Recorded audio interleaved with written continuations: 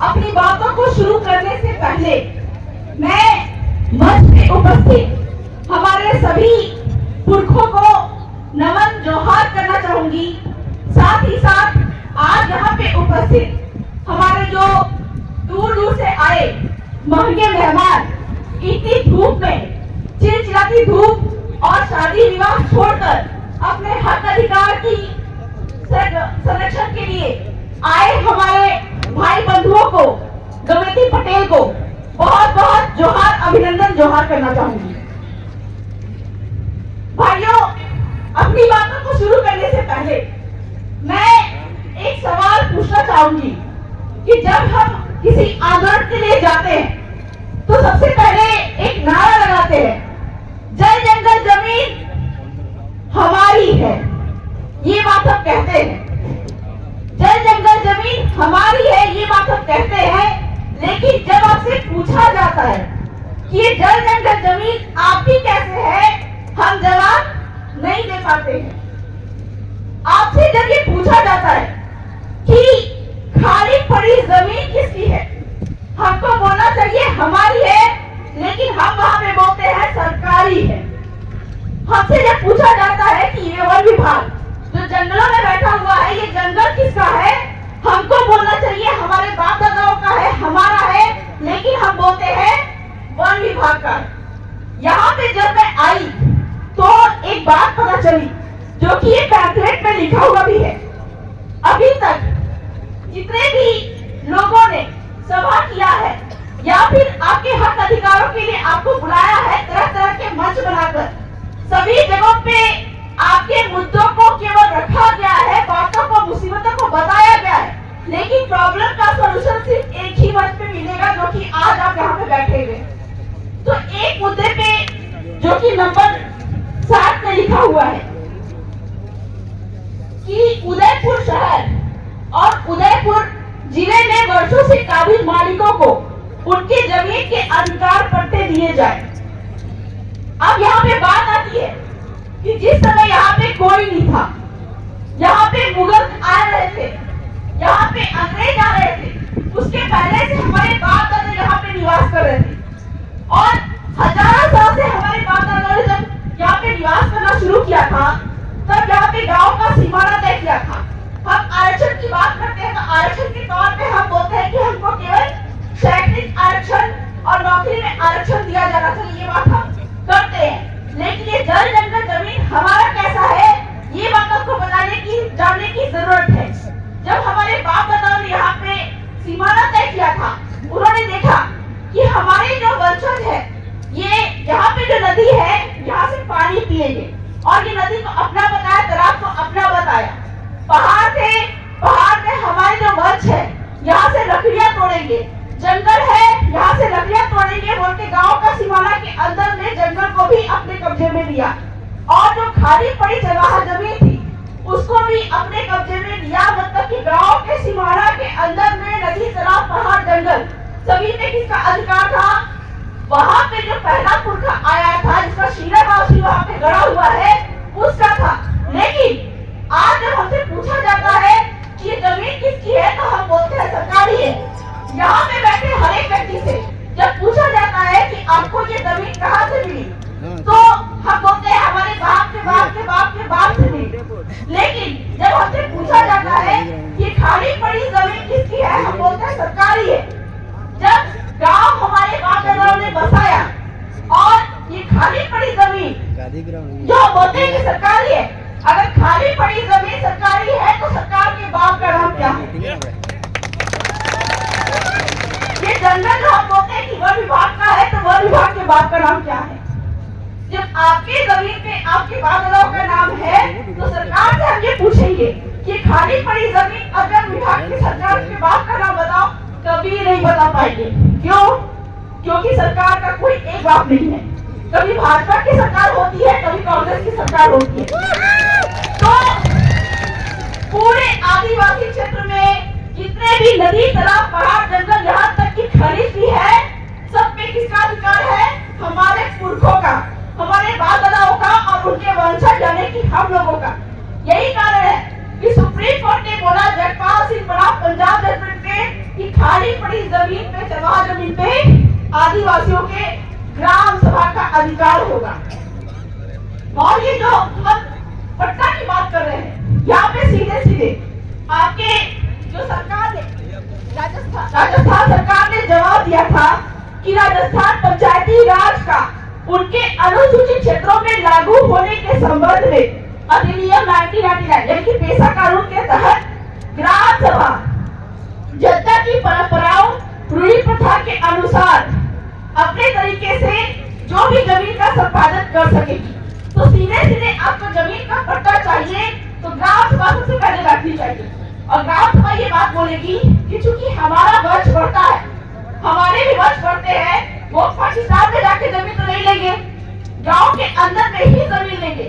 तो इस प्रकार से ग्राम सभा गांव बिठा के पचपटे बिठा के जहाँ पे जंगल में जमीन पर कब्जा किया हुआ है गांव के लोगों ने, वहाँ पे उसका पट्टा के लिए कलेक्टर को आदेश देगी और आदेश देने के बाद में कलेक्टर पहुंचे तो ये बात बोलेंगे कि इस जमीन पे संबंधित व्यक्ति जो जिससे कब्जा करके रखा हुआ है ये इसका पारंपरिक अधिकार है और यही गांव के पेशा कानून में लिखा हुआ है।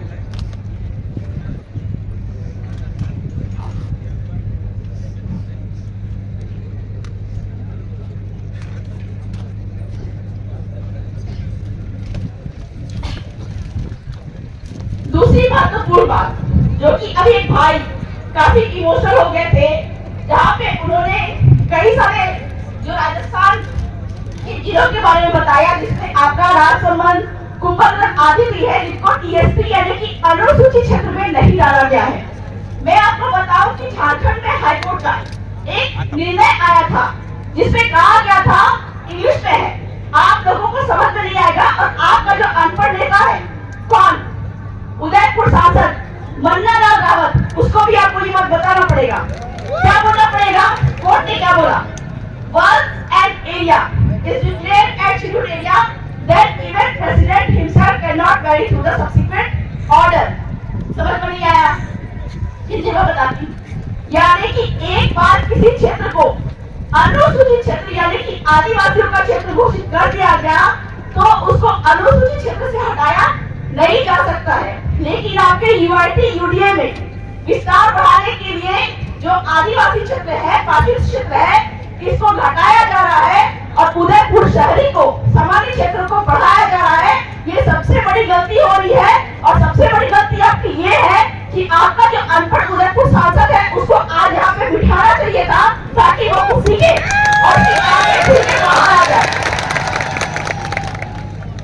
तो आने वाले दिनों में ये बात जो है कि 5वीं अनुसूची की मांग जब करेंगे तो मांग के साथ में आपको कानून संविधान की बातों को भी लिखना पड़ेगा, क्योंकि वो दिन में हमारे पुरखे जो है उन्होंने अंग्रेज जो कि बंदूक से लड़े रहते थे, तीर धनुष से उनसे लड़ाइयां लड़ी। लेकिन हमको क्या करना है कि वो दिन गए कि हम तीर धनुष से लड़ाई लड़े, हमको जो लड़ाई लड़नी है वो कागज कलम से और चूंकि वो कानून के माध्यम से हमको बांध रहे हैं तो विधानसभा और लोकसभा में हमारे प्रतिनिधि भेजकर वहाँ पे हमको अपने हक अधिकार की बात उनसे लेनी पड़ेगी, जो कि हमारे जो सांसद विधायक महोदय यहाँ पे बन के गए हैं, इस जातीय व्यवस्था से बन के गए हैं, आपके माध्यम से छूट के गए हैं। ये आज मुझे लगता है कि पूरे देश में पहले ऐसे सांसद और पहले ऐसे विधायक होंगे जिनकी बातों का इम्प्लीमेंटेशन झारखंड में हो रहा है। दूसरी बात है कि मुझे याद है हमारे पुरखे जो कि बंडारे हो गए हैं, दादा जगदीश भाई पांडोर, उनके तत्वाधान में हमारे भाई काजी भाई रोड और बाकी कहा जाए कि बहुत सारे मांगी राजीनामा है और भी कई सारे हमारे उदयपुर के जितने भी जो लोग थे, इन सभी के तत्वाधान में हम सभी ने यहाँ पे उदयपुर में यूआईटी यूडीए पे काफी सारे आंदोलन किए और भाई अमित खराड़ी उनके साथ में हम लोग कोर्ट भी गए, लेकिन थोड़ी सी गलती की वजह से वो मामला लंबित रह गया। लेकिन फिलहाल में जितने भी आदिवासी परिवार के और इनके माध्यम से निकले हुए हमारे जितने भी जनप्रतिनिधि है, इनके सहयोग से एक जीत हमारी हुई है जोधपुर हाईकोर्ट में कि नगर पालिका नगर निगम को संविधान के अनुच्छेद 243 जेड सी के तहत हम लोग वहाँ पे कोर्ट में जीते और जितने भी नगर निगम नगर पालिका 5वें क्षेत्र में बने हुए हैं, इनको वापस पंचायत में कन्वर्ट किया गया। तो आपका जो यूआरटी अब यूडीए के माध्यम से यहाँ पे जो आपकी नगर पालिका विस्तार करती जा रही है, सुरसा के मुंह जैसा, राक्षस के मुंह जैसा जमीन लूटती जा रही है, इनको हमारे सांसद विधायक महोदय अपने प्रतिनिधियों के माध्यम से और आपके द्वारा उनको वहाँ पे कलेक्टर महोदय को मैं आमंत्रित करती हूँ कि नोटिस दिया जाए कि जिस तरह से बाकी सारे क्षेत्र में नगर पालिका नगर निगम को हटाया गया, ठीक वैसे ही उदयपुर के जितने भी नगर पालिका नगर निगम है इनको भी हटाया जाए और इसके माध्यम से जो प्रोजेक्ट आया है यूआरटी यूडीए, इनको भी हटाया जाए। क्योंकि सुप्रीम कोर्ट ने ये बात यहाँ पे आपने बार-बार लिखी है इसमें कि यहाँ पे लगातार रिजोर्ट बनते जा रहे हैं, बड़े बड़े कहा जाए कि बिल्डिंग्स बनते जा रहे हैं। लेकिन मैं आपसे ये पूछना चाहूंगी कि जिस समय यहाँ पे अंग्रेज आए थे और अंग्रेज देश छोड़ के गए, क्या वो दिल्ली में बने हुए कनॉट प्लेस को लेके गए? क्या वो दिल्ली में बनाए हुए अपने जो जितनी भी संरचना थी, बिल्डिंग थी, क्या उनको लेके गए? तो आपको भी ये सोचना पड़ेगा कि सुप्रीम कोर्ट बार-बार बोल रहा है कि ये जल जंगल जमीन खरीद आदिवासियों का है, भीड़ों का है। आपकी जमीन पे चाहे मोदी जी आपके घर बना ले, चाहे बड़े बड़े रिजॉर्ट बना ले, अगर जमीन आपकी है, आज नहीं तो कल वो जमीन उनको छोड़ के जानी पड़ेगी और पूरा का पूरा रिजॉर्ट आपका हो जाएगा। तो जरूरत है कि तय समय पे और सही सलाह लेकर सही लोगों का हाथ पकड़कर वहाँ पे उनसे सवाल करने का और वहाँ पे उनके हर हलक से वो सारे अपने हक अधिकार को लेने का।